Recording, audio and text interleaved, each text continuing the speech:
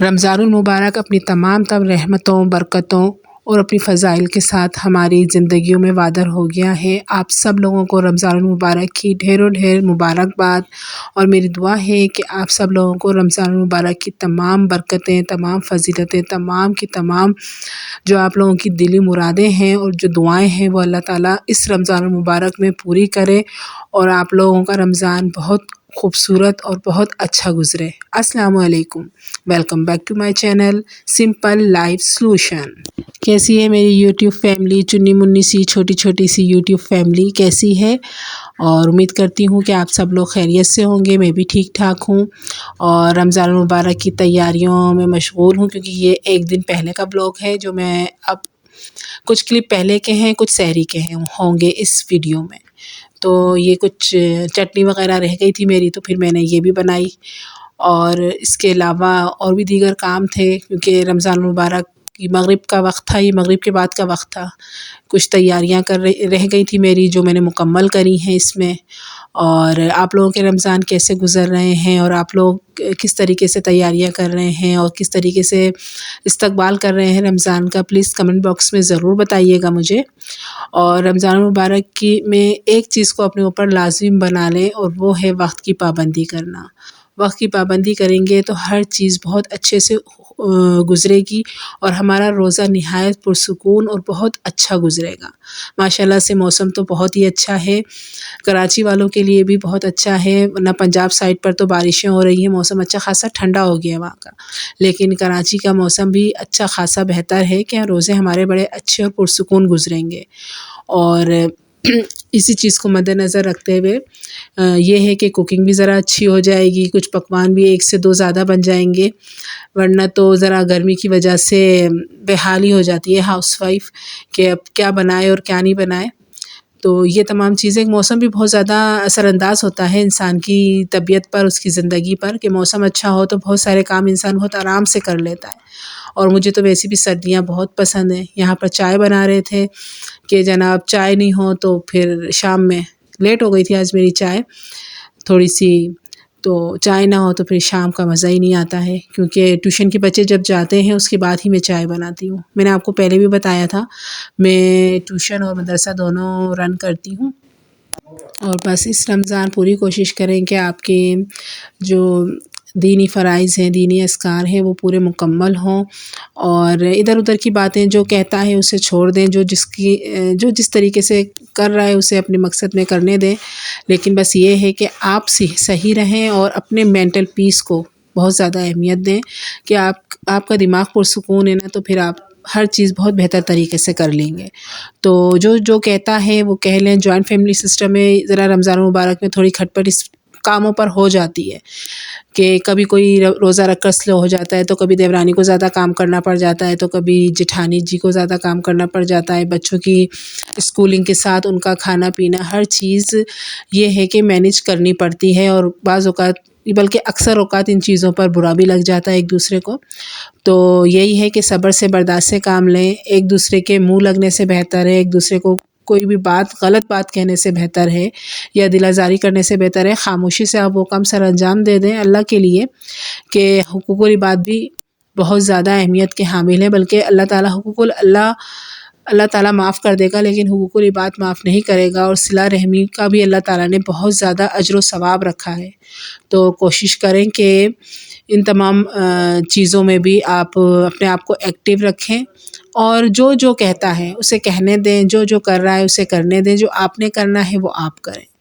और सबसे बड़ी बात, आप अपनी इबादत में दिल लगाइए, अपने घर, अपने बच्चे और अपना हस्बैंड, ये सबसे ज़्यादा अहमियत है आपकी लाइफ में इन तीनों चीज़ों की। तो आप सबसे ज़्यादा टाइम इनको दें और इनकी तरफ से आप बिल्कुल गफलत नहीं बरतिए। बाकी सारे काम हो जाएंगे और होते ही रहते हैं, लेकिन हमारे हस्बैंड का काम है वो हमने ही करना है, और हमारे बच्चों की जो तालीम और तरबियत है और उनका खाना पीना है, छोटे बच्चे हैं जो रोज़ा नहीं रख सकते, वो हमने ही करना है। तो इन चीज़ों को सर पे सवार ना कीजिए।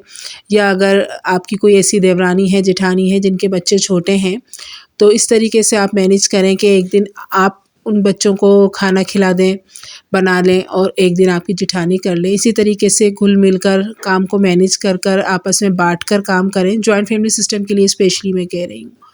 और इस तरीके से खाना बनाइए कि बच्चों को भी वो पूरा हो जाए। यहाँ मैंने चिकन मंगाई थी थोड़ी-सी, तो फिर मैंने कहा कि इसको भी मैं पैक कर लूँ, क्योंकि मैं आपको पहले ही बताया था मैं वीकली मंगाती हूँ। मैं पूरी मंथली नहीं करती ग्रोसरी, क्योंकि लाइट का बहुत ज़्यादा इशू हो गया है अब।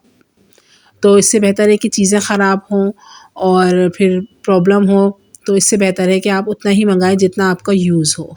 तो मैंने बस जस्ट ये मंगाई थी चिकन और कीमा मंगाया था कि वीक में मेरा पूरा हो जाएगा। तो और यहाँ मैं चटनी बना रही हूँ, मीठी इमली की खट्टी मीठी जो चटनी होती है वो बना रही हूँ, और बहुत ज़बरदस्त और बहुत उम्दा बनी थी।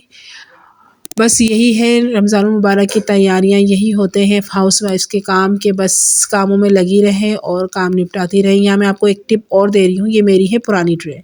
तो मैं जब गोश्त वग़ैरह फ्रिज में रखती हूँ ना, फ्रीज़र करती हूँ, चिकन हो गई, कीमा हो गया, तो मैं इस तरीके की पुरानी ट्रे में रखती हूँ कि फिर अगर लाइट वग़ैरह जाए ना, तो जो मेल्ट हो जाता है, पानी निकलता है इनका, तो वो फ्रिज में फैले ना, वो इसी ट्रे के अंदर रहेगा। तो आप लोगों के पास भी कोई पुरानी ट्रे हो, इस किस्म की चीज़ें हो, तो उसे फेंकिएगा नहीं, बल्कि इससे आप जब फ्रिज में आप चिकन रख रही हैं, बीफ रख रही हैं, तो वो पैकेट इसी के अंदर करके रखेंगी आप, तो आपका फ्रिज ख़राब नहीं होगा, गंदा नहीं होगा, आपको बार-बार उसकी क्लीनिंग नहीं करनी पड़ेगी। और इस तरीके से आप एक काम और भी ये कर सकती हैं कि आपने इफ़्तार में जो कुछ भी बनाना है ना, और जो कुछ आपके यहाँ बनता है, आपके यहाँ खाया जाता है, उसकी एक मेन्यू बना लें। इफ़्तार मेन्यू बना लें और सहर मेन्यू बना लें कि सहरी में आपने किस तरीके से क्या-क्या बनाना है। और फिर अपने फैमिली मेम्बर से पूछ लें। ये है कि सारी चीज़ें तो आप जो मेन्यू में रख रही हैं वो इम्पॉसिबल है कि इकट्ठा एक साथ बन जाएँ। तो उसी मेन्यू को आप रोज़ाना डिस्कस कर लें और बच्चों से पूछ लें, हस्बैंड से पूछ लें कि आज आपने क्या-क्या खाना है। तो आपको एक ये टेंशन ख़त्म हो जाएगी कि आज क्या बनाएँ, ठीक है? क्योंकि कभी कोई बच्चा कुछ कह रहा होता है इफ़्तार पर, मम्मा आपने ये नहीं बनाया या वो नहीं बनाया, तो इससे बेहतर है कि आप पूछ लें। जैसे कि आज मैंने सहर में कलेजी बनानी थी, तो मैंने ये पूछ लिया था अपने फैमिली मेम्बर से, अपने बच्चों से और हस्बैंड से कि मैं कलेजी बना लूँ पहले सहरी में, तो सब ने कह दिया हाँ ठीक है। और मेरा छोटा बेटा है, वो इस किस्म का गोश्त वग़ैरह ज़्यादा नहीं खाता, बीफ कुछ भी इस तरीके से नहीं खाता, ना चिकन ना बीफ, तो उसने कहा था मुझे अंडा पराठा दे दीजिएगा, तो फिर मैंने सहरी में अपने छोटे वाले बेटे के लिए अंडा पराठा बना दिया था और बकिया के लिए हमने कलेजी बना ली थी। और कलेजी भी बस इतनी बनाई थी क्योंकि हम 4 फैमिली मेम्बर हैं, तो इतनी बनाई थी कि बस कि वो मेरी सहरी में हो जाए और बस उसी में ही वो ख़त्म हो जाए, कि बकिया ये ना हो कि फिर मैं फ्रिज में रखूँ और फिर वो पुराना हो, क्योंकि फिर वही बात है कि अगले दिन सहरी के लिए अलग कुछ और डिश बनेगी, तो फिर वो रह जाता है। और फिर ये है कि बहुत ज़्यादा खाया भी नहीं जाता, इफ़्तार भी होता है, फिर पानी और शरबत भी होता है। तो उसी हिसाब से फिर मैंने मैनेज करके जितना मेरी फैमिली के लिए इनफ़ था सहरी में, मैंने उतना ही बनाया है और अल्लाह का शुक्र है सही से वो पूरा भी हो गया और वो बचा भी नहीं। इससे मुझे ये फ़ायदा होता है कि चीज़ें मेरी ज़ाया नहीं होती हैं और वो फ्रिज की ज़ीनत बने-बने ख़राब भी नहीं होती हैं। तो यहाँ पर कुछ घर का भी काम वगैरह चल रहा है, इसलिए आपको घर की कुछ हालत ऐसी लग रही है, क्योंकि सहन में मेरे टाइल्स नहीं लगे हुए, मैं प्लास्टिक बिछाती हूँ। और ये कुछ क्लिप हैं आपके सहरी के, बल्कि मेरी सहरी के कुछ क्लिप्स है। कलेजी बनाई थी, चाय बनाई थी, पराठे थे, अंडा था, और ये है कि हमने सहरी करी और माशाल्लाह से टाइम पर उठ गए थे। सब ने पहले तहज्जुद पढ़ी, उसके बाद फिर सब ने सहरी पर दस्तरख़्वान पर बैठे हैं और सहरी करी है। और आपके लिए एक टिप ये है कि टाइम से उठें सहरी में, ताकि हड़ंग-भुंग ना मचे और टाइमली आप खा लें सहरी, और उसके बाद इतना टाइम आपको बच जाए कि आप एक आधा सिपारा पढ़ लें, और ताकि सहरी है ना थोड़ी-सी आपको हज़म हो जाए, इस तरीके से आप उठें। बहुत ज़्यादा जल्दी के 10 मिनट में सहरी कर ली और यूँ भागम-भाग सहरी कर ली, वो वाला हिसाब आप ना करें। टाइमली उठें तो अच्छे तरीके से आप सहरी भी कर लेंगे, सहरी बना भी लेंगे और आपके घर के फैमिली मेम्बर आराम से सहरी खा के लिए। इतना ही यहाँ तक का मेरा व्लॉग। अल्लाह हाफ़िज़।